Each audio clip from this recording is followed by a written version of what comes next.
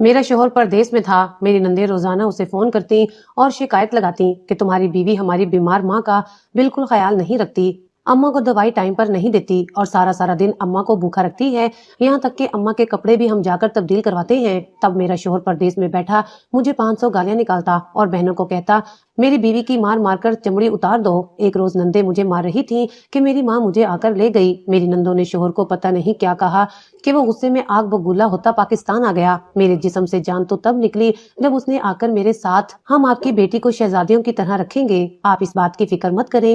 رشتے کے لیے آئی ہوئی لڑکے کی بہن نے رضیہ کی ماں کو یہ بات کہی تو رضیہ شرما سی گئی۔ وہ سامنے ہی سر جھکائے کرسی پر بیٹھی تھی۔ آج اس کا رشتہ پکا ہو رہا تھا۔ محلے کے رشتے کروانے والی آنٹی کے ذریعے یہ رشتہ جب ان کے گھر آیا تھا تو کسی کو یقین ہی نہ آیا کہ رضیہ کی قسمت کھل گئی ہے۔ لڑکے کے ماں باپ دونوں ہی سلامت نہ تھے۔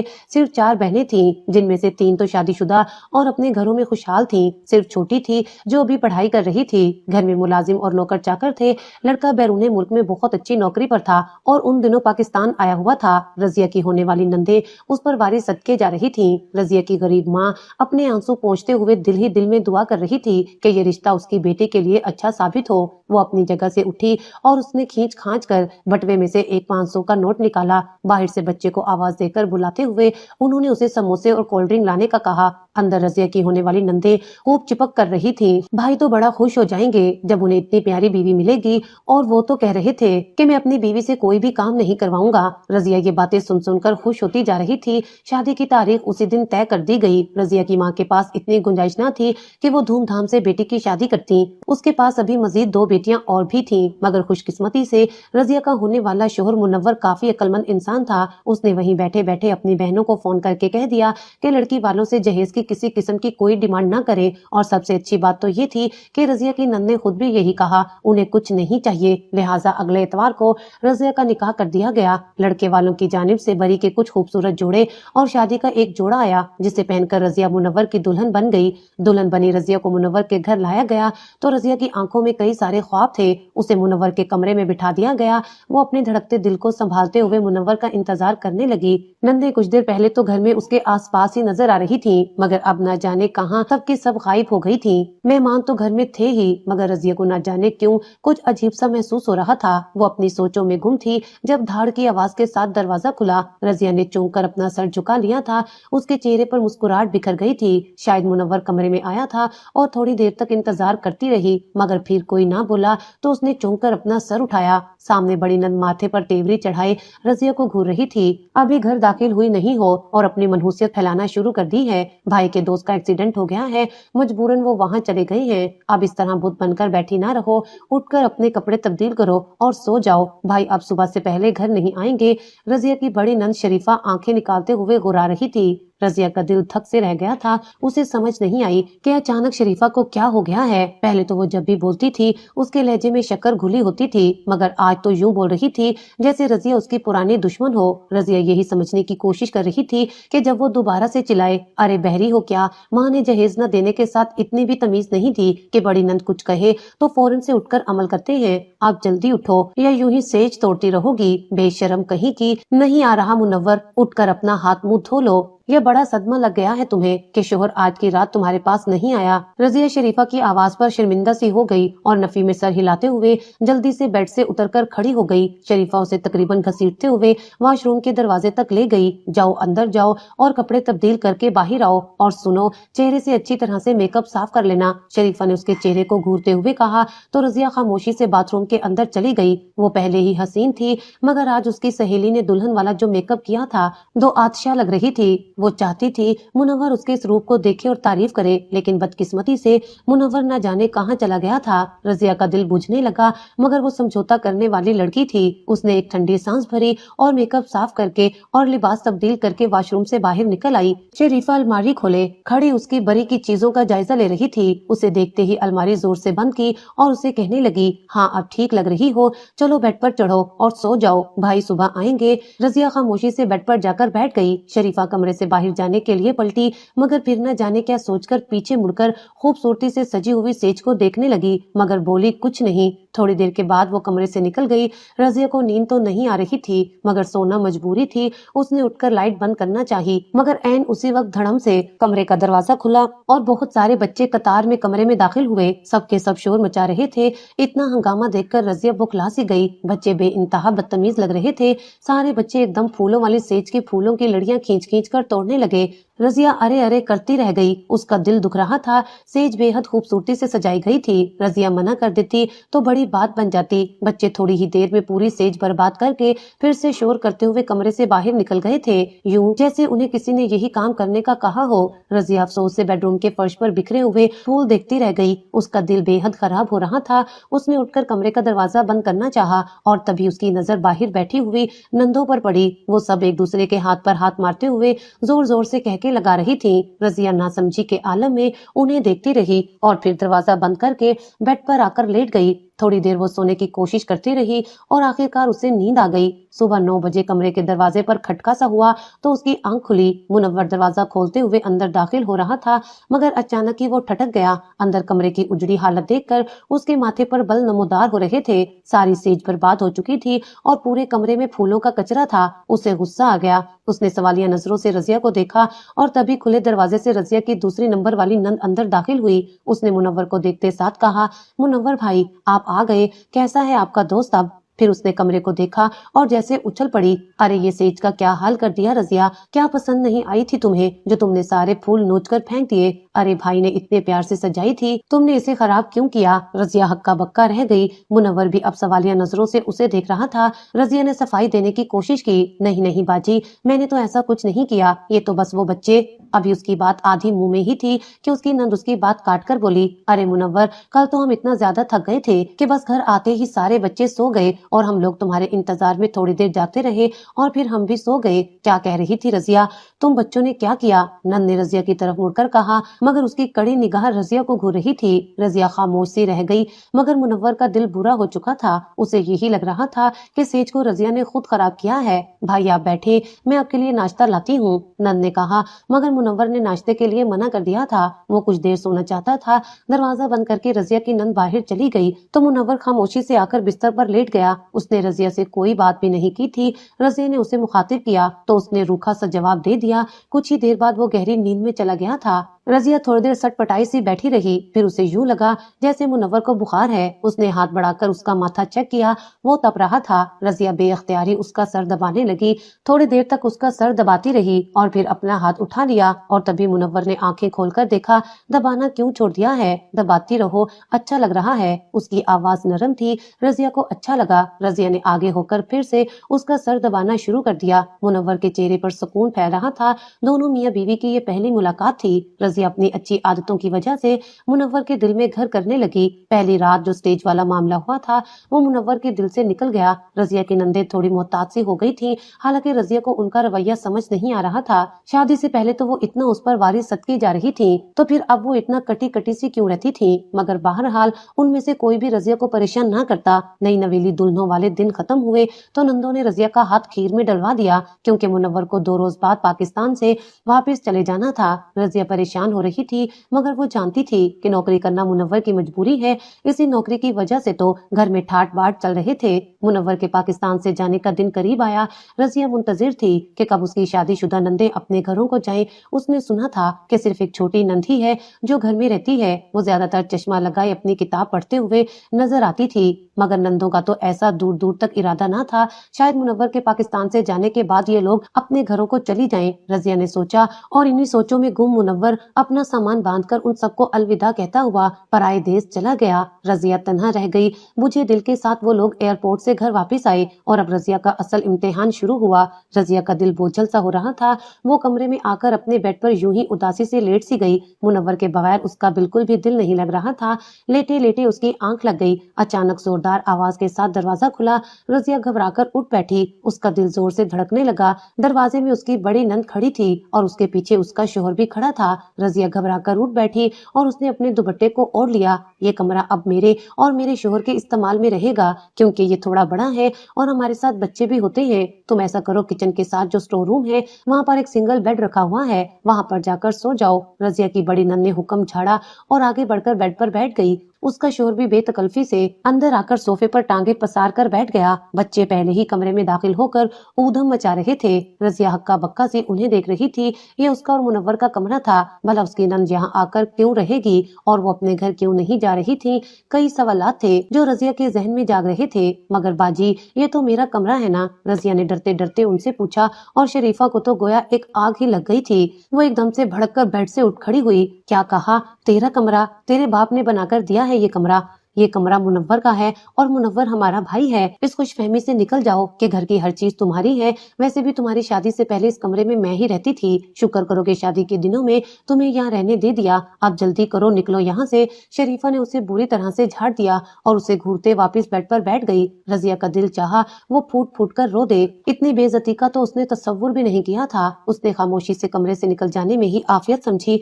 घर में 4 बड़े बड़े कमरे थे, चारों में बहनों का राज था। उसके पास आखिर में वही किचन के साथ वाले स्टोर रूम की जगह ही बचती थी। वो थोड़ा बड़ा सा था और वहाँ एक सिंगल बेड भी रखा हुआ था, मगर गर्द और मिट्टी से अटा हुआ। वो काट कबाड़ इंतहा का था। रजिया खामोशी से बिस्तर पर जाकर लेट गई। गर्द की वजह से उसे खांसी होना शुरू हो गई, मगर जैसे तैसे उसने रात काट ही ली। सुबह उठते साथ उसे पूरे घर का नाश्ता बनाने का हुक्म मिला। रजिया ने खामोशी से हुक्म की तामील कर दी। 12 बज गए मगर नाश्ता खत्म ना हुआ। खड़े खड़े उसकी कमर दुखने लग गई। नंदो ने एक एहसान कर रखा था कि सफाई सुथराई के लिए काम वाली रखी हुई थी, बाकी खाना पकाने की तमाम तर जिम्मेदारी रजिया पर थी। वो तीनों टाइम कई कई अफराद का खाना पकाती। हर नंद के कई सारे बच्चे थे जो दिन भर ऊधम मचाते और घर को गंदा किए रखते थे। उनके शोर से रजिया को यूं लगता गोया उसके कान फट जाएंगे। बच्चे बेहद बदतमीज थे। सोने से पहले रजिया को ख्याल आया कि वो कपड़े तब्दील कर ले, मगर उसके कपड़े तो मुनव्वर के कमरे में ही रह गए थे। यही सोचकर वो मुनव्वर के कमरे की जानिब आई जहाँ अब शरीफा रहती थी। दरवाजा खुला था, उसे हाथ बढ़ाकर पूरा खोल दिया। सामने ही शरीफा उसकी अलमारी खोले खड़ी थी और उसके हाथ में रजिया का सोने का सेट था। दरवाजा खोलने की आवाज पर शरीफा उछलकर पलटी और फिर रजिया को देखकर उसका रंग उड़ गया। इतनी तमीज नहीं है कि दरवाजा बजाकर अंदर आया जाता है। बेशर्मी की इंतहा है। सुकून नहीं आ रहा वहाँ जो मुंह उठाकर हर दूसरे रोज इस कमरे में पहुंच जाती हो। शरीफा ने इंतहाई गुस्से से कहा। रजिया बेयकीन नजरों से उसे देख रही थी। वो उसके सोने का सेट चुरा रही थी, मगर रजिया की इतनी हिम्मत न थी कि वो उसे कुछ कह सके। उसने अलमारी की जानिब इशारा किया। वो मैं कुछ कपड़े लेने आई थी। हाँ, ले लो अपने कपड़े, जल्दी से ले जाओ यहाँ से। शरीफा ने सुकून का सांस लिया। रजिया ने आगे बढ़कर खामोशी से अपने चंद जोड़े उठाए और फिर से वापस जाने लगी। शरीफा ने इंतहाई दीदा दलेरी से सोने का सेट अपनी मुट्ठी में दबा लिया था। रजिया जानती थी इस कमरे में मौजूद हर चीज अब शरीफा और उसकी बहनों की हो चुकी है। वो खामोशी से अपने कमरे में चली आई। वो बस मुनव्वर के फोन का इंतजार कर रही थी। वो चाहती थी कि वो उसे ये सारी बातें बताए कि घर में उसके साथ नौकरानियों का सच सलूक होता है, उसके साथ कोई इज्जत से बात नहीं करता। सारी नंदे हर वक्त उससे लड़ाई झगड़े के लिए तैयार रहती थी, मगर ना जाने क्यों शादी को कई महीने गुजर चुके थे, अभी तक मुनव्वर का कोई फोन नहीं आया था। रजिया के पास अपना फोन तो था नहीं और पीटीसीएल पर मुनव्वर की कॉल नहीं आ रही थी। मगर एक रोज वो चौंक सी गई। वो किचन में खाना बना रही थी जब अंदर से नंद का बड़ा बेटा उछलता कूदता बाहर निकला। जी हाँ मामू, मुझे बड़े वाला टैबलेट चाहिए, वही भेजिएगा मेरे लिए, बच्चा खुशी से कहता जा रहा था। दूसरी जानिब शायद मामू ने कहा कि रजिया से उसकी बात करवाई जाए। बच्चे ने इधर उधर देखा और फिर बोला, मामू मामी घर पर नहीं है। अम्मी कह रही थी कि वो रोज सुबह बाजार जाती हैं, आज भी वहीं गई हैं। किचन में खड़ी रजिया इस झूठ पर सख्ते में रह गई। बच्चा ये कहते हुए वापस मोबाइल लेकर अपने कमरे में जा घुसा था। उस रोज रजिया को पता चला कि मुनव्वर का फोन आता है, मगर उससे झूठ बोला जाता है कि रजिया घर पर नहीं होती। शायद वो अपनी बहनों के मोबाइलों पर राब्ता किया करता था।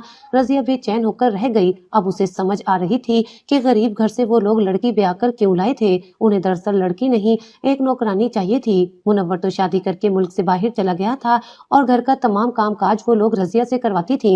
सिर्फ इतना ही नहीं बल्कि वो मुनव्वर का दिल भी रजिया की जानिब से खराब कर रही थी, मगर वो कुछ नहीं कर सकती थी। अगले रोज वो जागी तो उसके जिस्म में हल्का हल्का सा दर्द था और गला भी दुख रहा था, मगर वो किचन में काम करती रही। शाम होने से पहले पहले उसे शदीद तेज बुखार हो गया था, इतना कि उससे खड़े होने की भी सकत बाकी ना रही। तभी दूसरे नंबर वाली नंद ने आकर उसे शाम के खाने का ऑर्डर दे दिया। दोपहर का खाना खत्म हो चुका था। रजिया ने जो चाय का पतीला रखा था वो तो उससे हिल भी नहीं पा रहा था। नंद तो ऑर्डर देकर चली गई थी, मगर रजिया बड़ी मुश्किल से खुद को संभालते हुए किचन से बाहर निकली और तभी उसके कानों में अपनी माँ की आवाज पड़ी। कई महीनों बाद वो उससे मिलने आई थी। रजिया अपनी माँ को देखकर बेअख्तियार रो दी। माँ ने जो बेटी की हालत देखी तो उससे रहा नहीं गया। वो हैरान थी और ये सोच रही थी कि इतने दिनों से रजिया जो मिलने नहीं आई तो शायद अपने घर में बेहद खुश है। नौकर चाकर और रुपए पैसे की रेल पेल की वजह से वो उन्हें भूल गई है। मगर यहाँ तो रजिया की हालत नौकरानियों से भी बदतर थी। वो बुखार में तप रही थी और किचन में जानवरों की तरह काम कर रही थी। रजिया की माँ का दिल दुख से भर गया था। उन्होंने उसे संभाला। रजिया ने स्टोर रूम की तरफ इशारा किया तो रजिया की माँ हक्का बक्का रह गई, मगर वो उसे थामकर स्टोर रूम में ले गई। रजिया गोया बिस्तर पर ढहसी गई। रजिया की माँ उसके माथे पर पट्टियां रखती रही। वो नीम बेहोश हो चुकी थी, मगर उसका बुखार किसी सूरत कम होने का नाम नहीं ले रहा था। शाम की तारीकी फैलने लगी और तभी रजिया के स्टोर रूम के बाहर शोर समझ गया था। नंदों के बच्चे खाना मांग रहे थे। जोर जोर से चिल्लाते हुए वो आवाजें लगा रहे थे, मामी खाना दे दो, मामी खाना दे दो। मगर रजिया को अपना होश कहाँ था। रजिया की माँ तासुफ का शिकार होने लगी। वो कमरे से बाहर निकली। सामने ही रजिया की नंदे अपने अपने कमरों से बाहर निकल रही थीं। वो रजिया की माँ को देखकर चौंक गई। रजिया की माँ ने आगे बढ़कर शरीफा से कहा, मेरी बेटी की तबीयत इतनी ज्यादा खराब है, मगर वो खाना बना रही थी। तुम में से किसी को उसकी मदद करनी चाहिए थी, और अभी भी उसकी हालत बहुत खराब है। उसने रात का खाना नहीं बनाया। रजिया की माँ का इतना कहना था कि शरीफा के माथे पर बल पड़ गए। वो यकदम जोर से चिल्ला उठी, आराम करने के लिए तुम्हारी महारानी को यहाँ ब्याह कर नहीं लाए। हर घर में काम काज तो होते ही है। वो इस घर की बहू है और काम करना उसका फर्ज है। कहाँ है, मैं देखती हूँ उसे। वो आगे बढ़कर स्टोर रूम में दाखिल हुई, जहाँ रजिया बेसुध पड़ी थी। बाहर बच्चों का शोर माहौल में अजीब सा हंगामा पैदा कर रहा था। शरीफा का बीपी शूट करने लगा। उसे बिस्तर पर लेटी रजिया पर शदीद गुस्सा आया।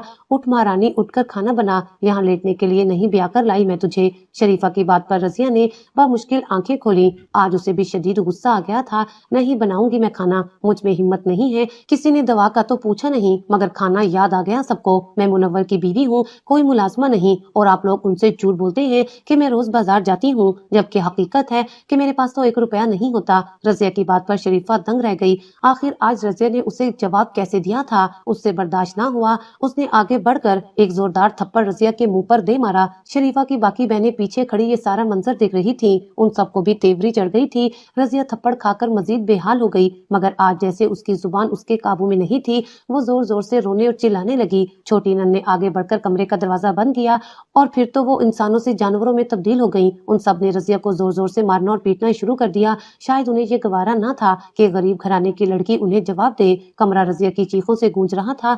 रजिया की माँ बाहर खड़ी लरज रही थी। उनकी आंखों से आंसू गिर रहे थे। वो बूढ़े हाथों से दरवाजा पीटते हुए मुसलसल कह रही थी कि उनकी बेटी को छोड़ दो, वो उसे अपने साथ ले जाएंगी। मगर रजिया को मुसलसल मारकर उन्होंने अधमोया कर दिया था। दरवाजा खोला तो रजिया के होंठों से खून बह रहा था।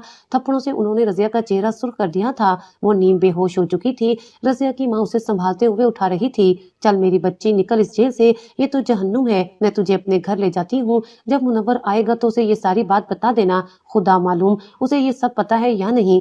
रजिया की माँ रोते हुए उसे घसीटते हुए अपने साथ ले जा रही थी। बाहर शरीफा मुनव्वर को फोन करके कह रही थी कि हद कर दी है तुम्हारी बीवी ने। घर की सारी जमा पूंजी अपने मेके वालों पर लुटा दी है। अपना सोने का सेट भी माँ को दे आई थी, क्योंकि छोटी बहन की शादी थी और आज उसकी माँ मजीद पैसे मांगने आई थी। घर में पैसे पहले ही कम है। मैंने इनकार किया तो दोनों माँ बेटियां लड़ झगड़ कर अपने घर चली गई हैं। शरीफा ने झूठ की इंतहा कर दी। दूसरी जानिब मुनव्वर को शदीद गुस्सा आ गया था। उसने फोन काट दिया। शरीफा मुतमईन थी, मगर बस एक ही परेशानी थी कि रजिया घर से चली गई थी। अब घर का कामकाज कौन करेगा। मगर फिर भी वो खुश थी। उसने भाई की जिंदगी में आने वाली वाहिद लड़की को घर से ही निकलवा दिया था। रजिया खामोशी से माँ के घर अपनी जिंदगी गुजारने लगी। यूं लगता था जैसे उसने कोई बुरा ख्वाब देखा है। मुनव्वर ने उसे कभी दोबारा फोन तक न किया, मगर वो नहीं जानती थी कि मुनव्वर को तो इन सब बातों का इल्म ही न था। दूसरी जाने मुनव्वर खुद हैरान था कि रजिया जैसी नेक लड़की ने आखिर ऐसा क्यों किया। और इन्हीं सवालों के जवाब हासिल करने के लिए एक रोज वो बगैर किसी को बताए पाकिस्तान आ पहुंचा। वो अपने घर में दाखिल हुआ। घर का दरवाजा चौपट खुला था। बहनों के बच्चों ने घर भर में ऊधम मचा रखा था। घर इंतहाई गंदा हो रहा था। किचन से खाना पकने की खुशबुएं आ रही थी। मुनव्वर खामोशी से कदम रखता हुआ अंदर दाखिल हुआ। सामने ही चारों बहनें ताजा ताजा शॉपिंग करके लाए गए कपड़े देख रही थी।